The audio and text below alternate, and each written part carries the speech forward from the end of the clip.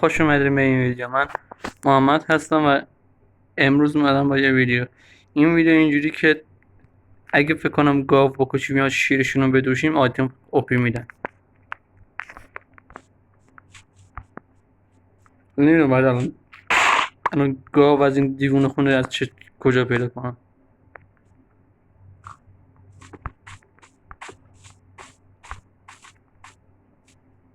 بیام تو این اسپانه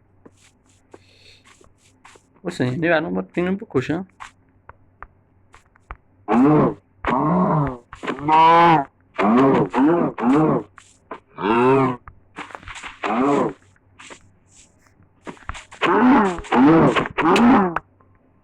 آره کشتنش آیتم اوپی میده، ولی این به چه دردی میخوره. آقا هدفمون اینه که یه دایموند کوچیک پیدا کنیم، مثل هر سر بدبخت دیگه میشیم چوب میزنیم. خودشیک عذاب حاجی جی. این بارم دارم موبایل ویدیو میگیرم. آخرین بارم هم نیست.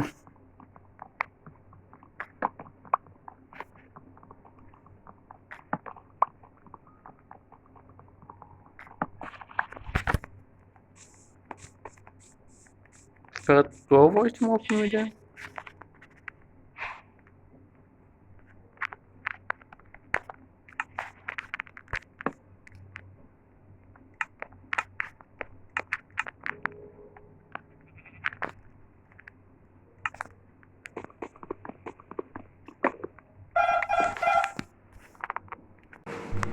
خب من الان از این جهنم در رفتم اومدم اینو بکنم.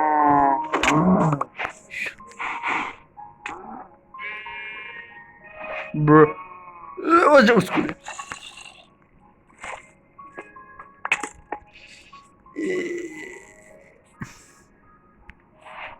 دیگه بار گرام بودیم زرتی.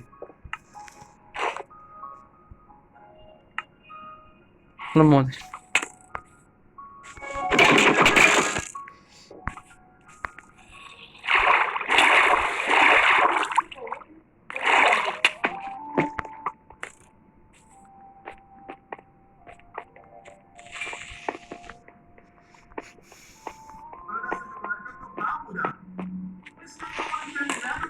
مونالیزا کی بوده؟ از یکی از زیباترین ماشین‌هایی که در کل تاریخ طراحی شده.